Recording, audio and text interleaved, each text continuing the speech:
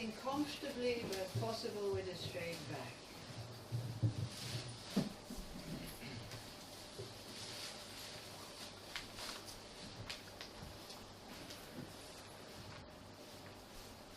Then you find your breath or your other object of meditation that you use when you do shamatha. Not vipassana, not special insight, but shamatha. Allowing the mind to rest on something.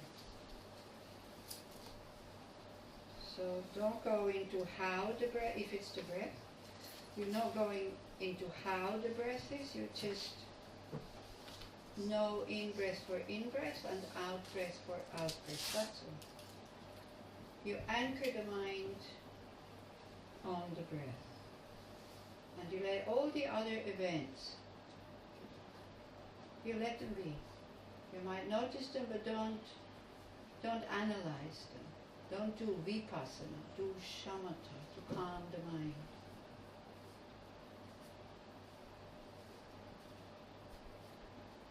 And for those who are experienced, then experiment with it. How tight you hold the breath, or how loose you hold the breath. So at the beginning of the meditation you might need quite a bit of pressure to keep the mind there. Don't push the thoughts away, just don't engage with them. That's all. Don't push any sounds away or any body sensations. Just do not make stories out of them. Do not interpret them. Don't engage with them. And be with the breath fully. And you don't need to be with the breath like for a long time, just this moment. This is also to calm us down a little bit, to make very clear what we need to do. You know your breath just this moment, not the one before and not the next. Just only now. Clearly seeing in-breath for in-breath. Seeing clearly out-breath for out-breath.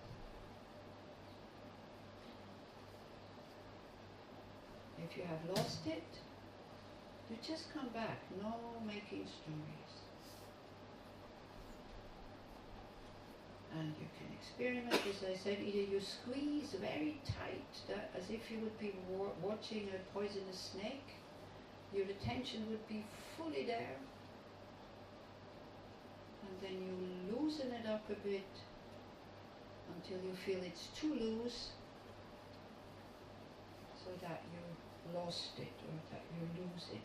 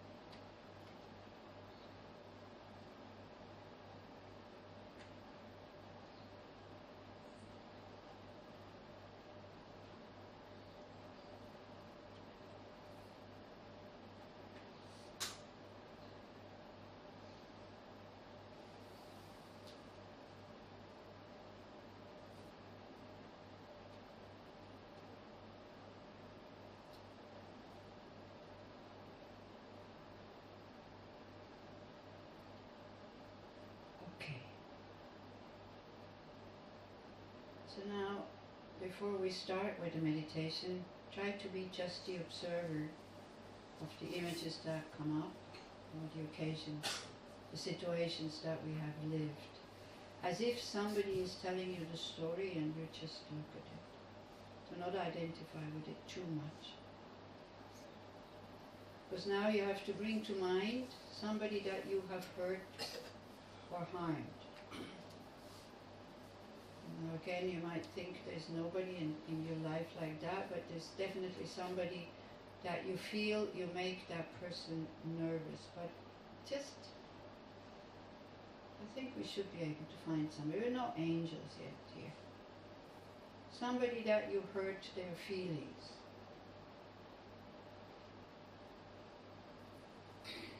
And because of that, they keep away from you.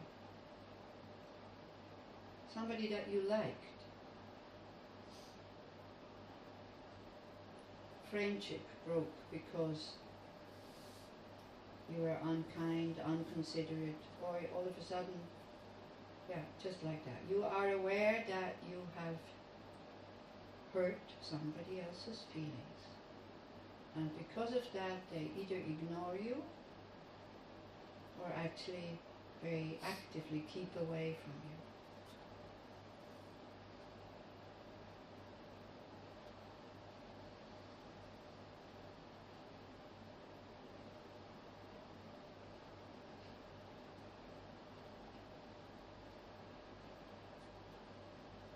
So how do you feel about the situation right now?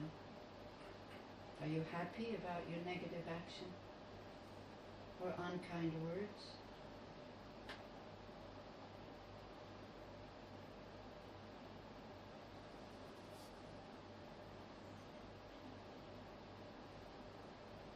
And if you look back and you think about the situation, were you conscious, really conscious that this would hurt the person's feelings? Did you plan it? Or did these words come out of an uncontrolled mind?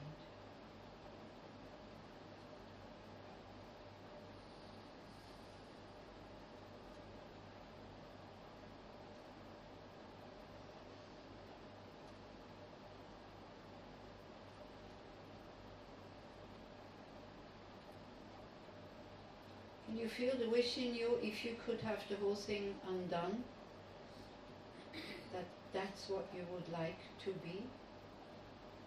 I wish it wouldn't have happened, to be able to turn the time back.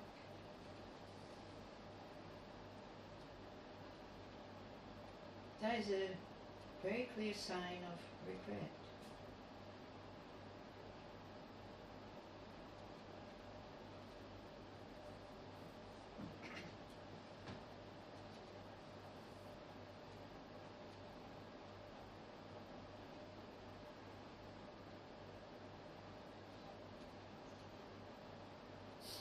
Can you feel the deep wish that we have for this person to forgive us?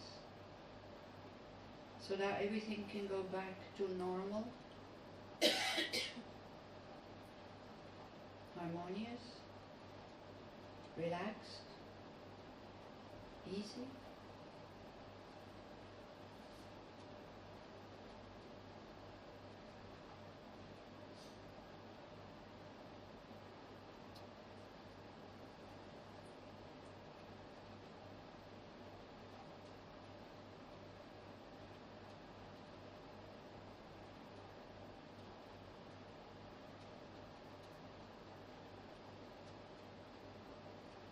When we think about this other person that we want us to forgive,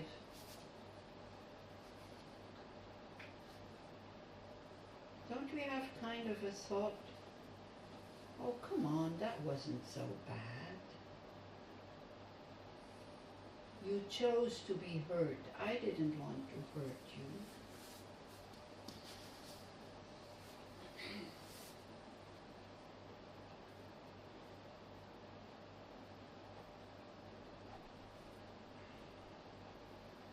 Don't we have a thought like, this shouldn't be so difficult to forgive?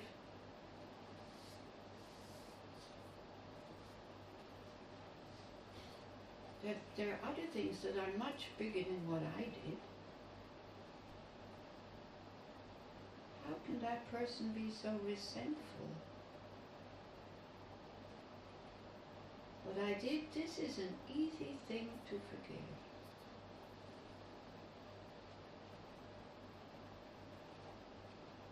Are those the thoughts we have?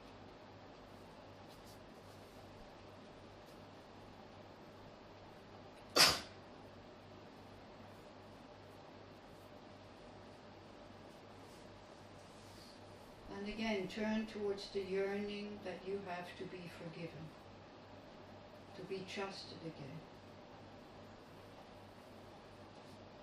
for the relationship to become relaxed and normal. We see how these relationships, these connections become very difficult and very tense.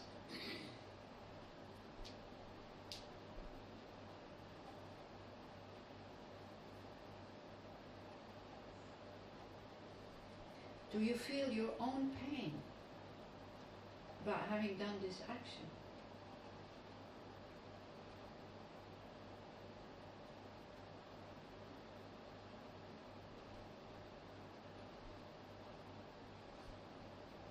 Are you able to signal your pain to the one that you have hurt or harmed?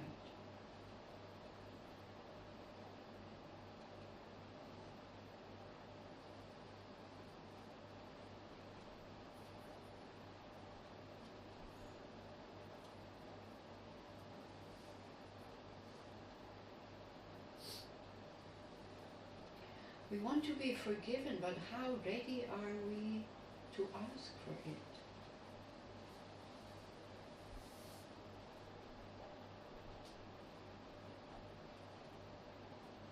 Before we talked about the heroic act of forgiving, but how about the heroic act of going to say, I'm sorry?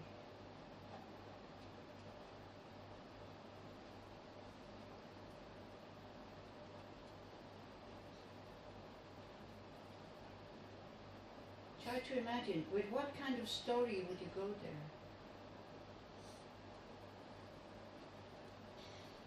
Oh, just in case I hurt you,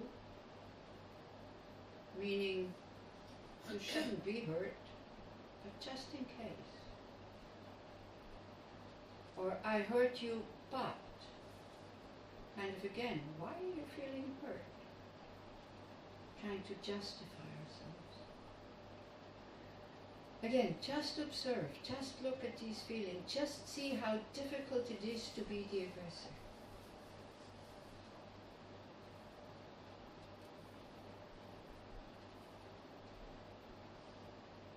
And almost we understand that it's the role of the aggressor after the act is actually more difficult than the victim. This is what we start to understand. We feel ashamed. We feel guilty. We owe the other person something. They have power over us. Because they're playing the same game as we do when we don't want to forgive. We're afraid they might use that power, accuse us, hurt us, insult us, because they're taking the right.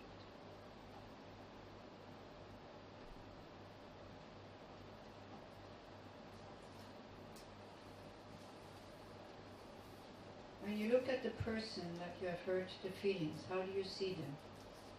As a victim?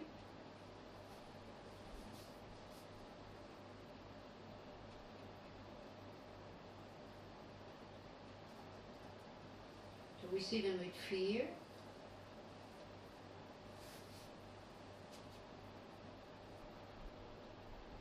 Or do we actually look at them with some kind of anger because they don't want to forgive us? That we're not taking the full responsibility. Our childish mind goes, come on, this is easy to forgive. If they don't, we get angry.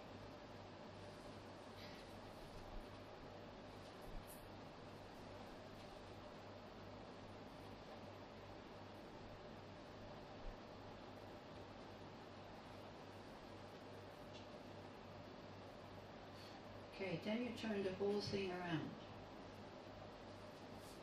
You think about somebody who has harmed you, your feelings. Okay, try to take like the same proportion. Somebody hurts your feelings. Doesn't need to be your biggest enemy.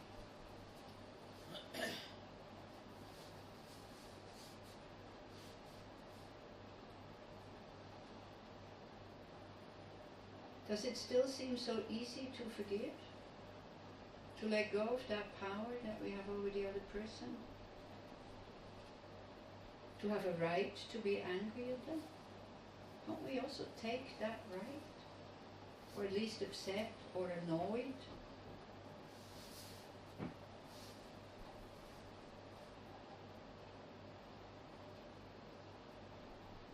How ready are we to forgive? Forgiving meaning really letting go, giving up that power, and not putting the condition that they should stop harming us if we forgive them.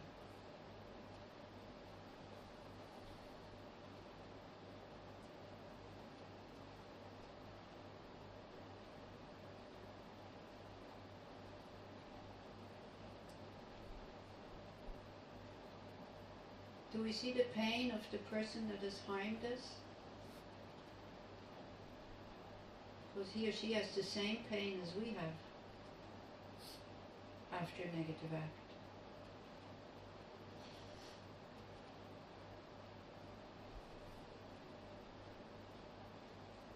If maybe they come and want to ask for forgiveness, do we welcome them unaggressively?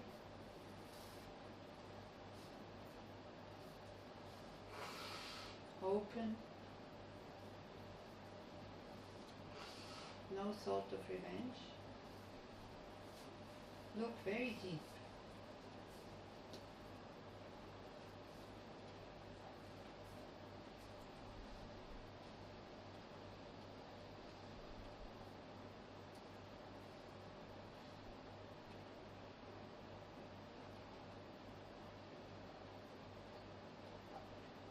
We're playing so many subtle games when it comes to forgiving. So again, think about the first person that you have harmed you, and just in your mind, talk to that person. What would you say? Something like, look, I'm really sorry. I know I have hurt you. I feel ashamed. I feel pain. I wish it wouldn't have happened.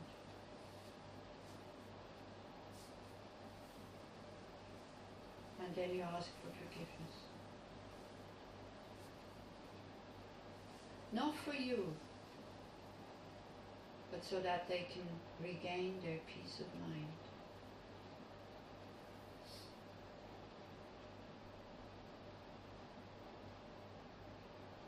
I'm asking for your forgiveness. I know I have hurt you. I feel pain because of that.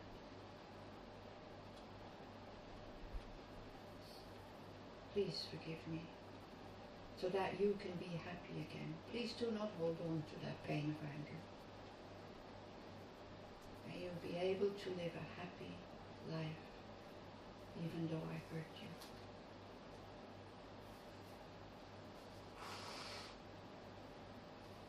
Try to go into that thought. May you have a happy life, no matter what happened. These things happen, we're human. We're confused, we're driven by these negative emotions, by the karma. Neither me nor you are in control of them. That's why we're doing spiritual practices. May you have the courage to continue living a happy life.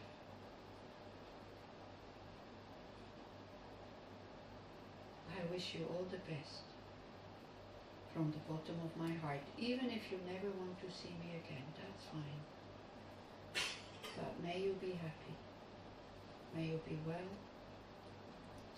may you be loving and peaceful.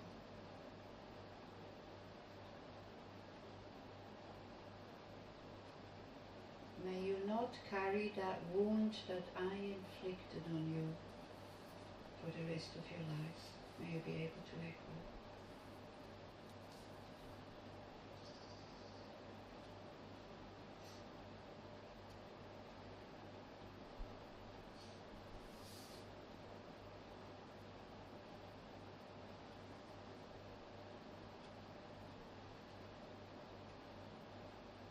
And then we do the same thing with this other person.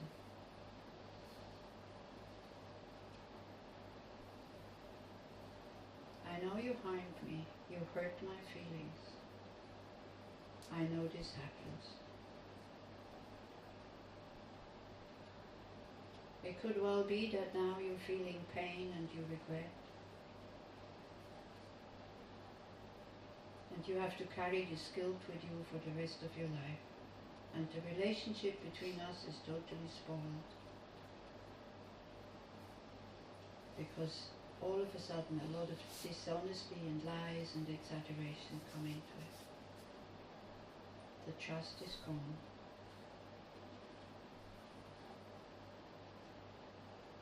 But me, from my side, I forgive you because I understand. The same way as I am controlled by negative emotions, by ignorance and confusions, and unhappiness and suffering, so are you.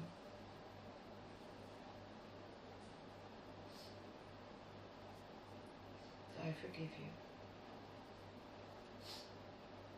I allow you back into my heart, so that you can be happy and you can be well.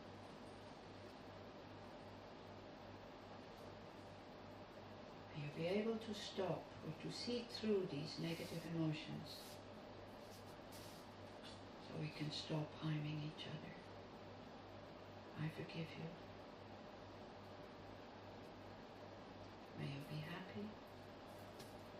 May you be well, loving, and peaceful.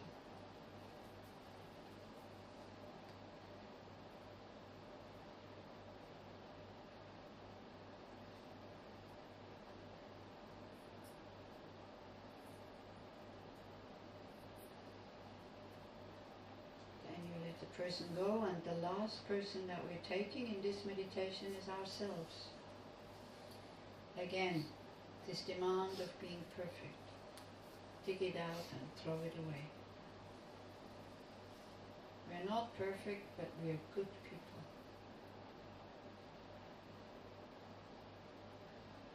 When we harm others, it comes out of confusion and making mistakes.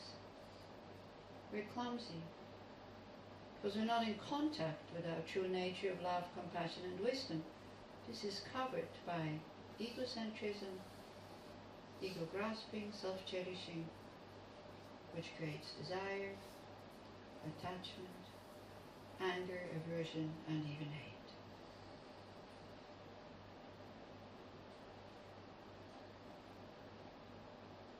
So let go to be so harsh with yourself.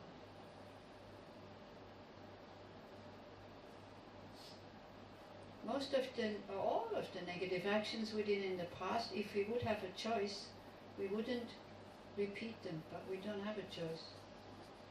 Because at the moment, negative emotions are still very strong. Especially the grasping of an I or me or self. So just very simply, I forgive myself for being stupid. I don't want to be stupid, but I am stupid. I'm confused. No need to be angry at myself.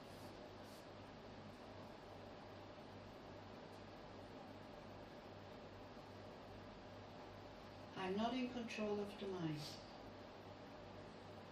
but I'm working at it. I'm working at decreasing those negative emotions, so that I can be the person that I really would like to be.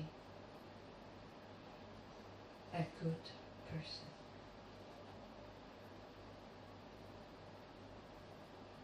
The purpose of my life, to be a good person.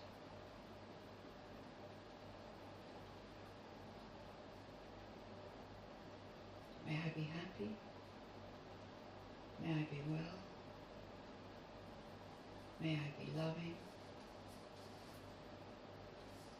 and peaceful? And you try to smile at yourself, because these thoughts always come with a smile.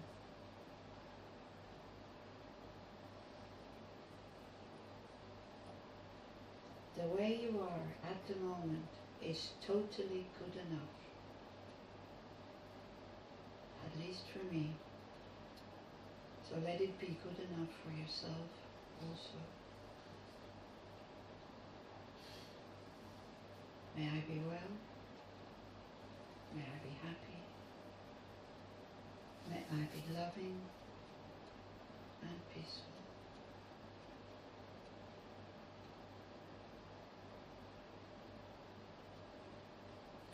And then we open up the heart.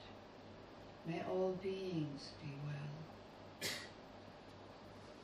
happy, loving, and peaceful. May I be able to contribute to that. I dedicate my spiritual work for that.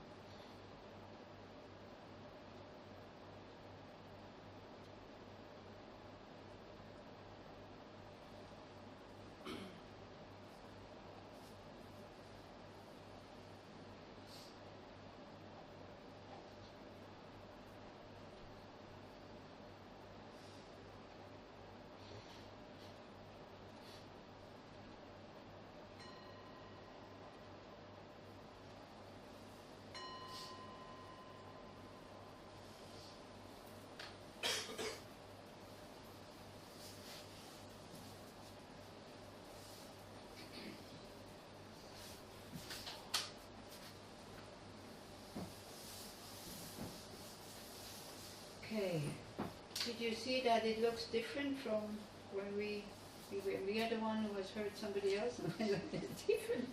But it's good to see it. It's really good to see it. So then we start to understand the other person better. And we see we're actually not making it easy for them to come and apologize, because we're standing there with the, if you're a woman with the frying pan already, and your husband wants to come and apologize, and you're standing there with the frying pan going, yes, and you did this, and yes, and you did this. So of course they don't come. Also, we'll talk about how to ask for forgiveness this afternoon. So because there is also certain ways to do it, and definitely how not to do it. So again, what we need to learn is to be able to forgive ourselves that it has happened to us, be it we done the action or the action has kind of came this way. This is what we need to be able to forgive. Yeah. We were not able to prevent it, otherwise you would have prevented it. You were not able to protect yourself, otherwise you would have done it. You know? If we would know now, or we would have acted differently, but we didn't. So why being angry at that now? It's no deal. And a mind who cannot forgive is a mind who keeps staying in the past and doesn't think about the future. And then your future becomes so sad and so lifeless and so dusty and so ugh.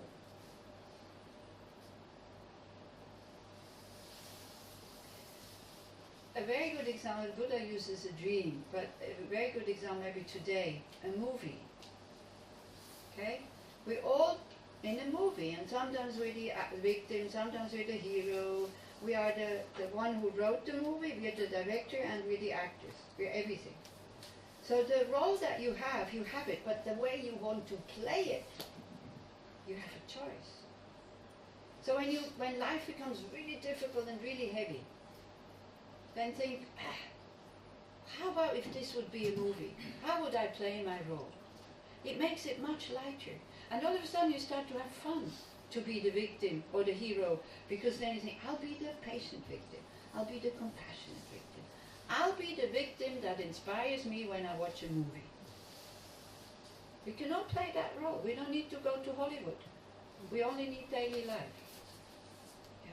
So this is a good way to deal with it. Okay, so now we have 10 minutes break. You're still in silence. That silence is only broken once you have your telephones, because I said to David, I said, well, once they have their telephones, they be silent because they be busy texting, so that's okay. But please, you know, even though we say we're breaking the silence, okay, but don't explode. And if you want a loud conversation, go somewhere, you know, it's so vast. Or if people get on your nerves because it's too noisy, then go away. Even from the dining room, if you eat lunch and you think it's too noisy in the dining room, take your plate, go outside. It's October now, the weather is nice and starts to cool down, and instead of sitting there and getting upset, it's so noisy. Some people like to make noise, some other people like to be quiet. It's like, this is how we train. This is how we train. I want silence. I don't want silence. You go like, come on, it's like a storm in a water glass here, you know? Trouble in paradise. If you allow the mind to go into angry states. And then you practice with it. You talk, you negotiate with him. I say, are you crazy? Come on, they're having fun. They're not fighting. If it would be like noise from fighting, okay, then you can say get it. But they're having fun, they're happy, they're talking to each other, they're communicating, they're connecting. Let them be happy. We just did. May all beings be happy, may all beings be well.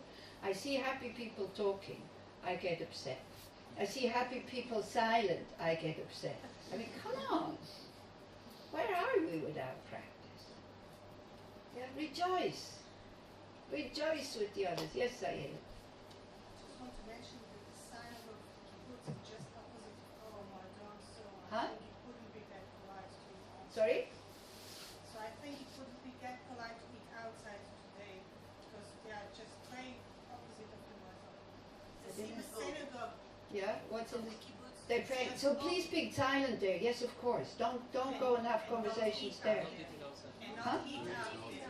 She means we won't eat outside. Don't Eat outside because it's Yom Kippur, we're not supposed to. Oh yeah, right. Good idea. Yes, thank you. I forgot about this. Oh, thank you very much. Because you see, the Buddhists, they can eat everywhere, even with people fast or don't fast or whatever. It's like okay. Like when you eat, you rejoice with the people who fast. And when you don't eat, you rejoice with the people who eat. This is skillful ways. But if they're not like this, then yes, please be considerate and don't eat there. And don't go like, I'm eating. Yeah, especially if that attitude, then go this way or stay inside or something like that. Yeah, okay, good. Thank you very much. I didn't think about that. And also don't hold conversations there in case they are praying or something like that. Yeah. Okay. So 10 minutes break, then you come back a little bit after 12. There's the Dana talk and the other talks and like that. So please everybody come. And then is for those who want lunch. For those who don't want lunch, you go relax, you rejoice. For those who eat. And we see the habit. I almost, because I wasn't conscientious, because I was talking to David, I almost went to the dining room to have a cup of tea. I already felt the cup of tea I had the taste of tea on my tongue. And then I went, oops, yeah, because it's not noon. You see, this is this kind of free fasting that I'm doing here now, talking and blah, blah, blah, and all this. I usually, when fast, I'm in silence and do practices, you know, like formal practices. So then it's clear, then the mind knows, oh, now fasting. Now because I'm talking and laughing and all this. We still laugh when we fast, even though we're in silence sometimes, because it's really this ability to turn every suffering into humor. It's so funny, yeah. So I forgot. I almost went to have a cup of tea. I would have confessed if I would have drunk it in front of everybody. So, but I didn't. I was able to catch myself thanks to I didn't learn my awareness in Tovana. Sorry, I learned it with Venerable Antonio and with Christopher Titmus. So in Bulgaria, I had a terrible time. I felt so bored. Oh, I thought, oh no, for the rest of my life, no thank you, that's not enough for me. I needed people who laugh and who talk and who, you know. And who also, when we, you know, the Buddhists, the Tibetans, when they're also Japanese and Buddhism, I thought, ooh, no, thank you. Because here when we make a mistakes with puja and all this, everybody explodes laughing, you know. Other places is like everybody goes very strict ceremonies and all that. Very relaxed. I'm not ready for these very strict things yet. I would have given up, I think. Thailand, oof, I wouldn't have survived. Burma, oof, too difficult. I'm not strong enough. So I needed this more relaxed kind of way. But everybody should find their own mainstream and then do their main practices there. But go and you know, whatever we see complementing, like this group meditation at Tobana, if you don't have the discipline to do it at home alone, then go there. They will help you, or Gwenka or whatever. Yeah. Go like that. Thank you very much. I think you're great. You really are. Thank you so much. I'm sorry, I'm having a really good time. Thanks to you. So if you don't feel good about yourself, let me really tell you, thank you very much, because I'm having a really good time. I think it's so meaningful what we're doing, you know. It's so meaningful. It's so meaningful. It's so beautiful. So thank you.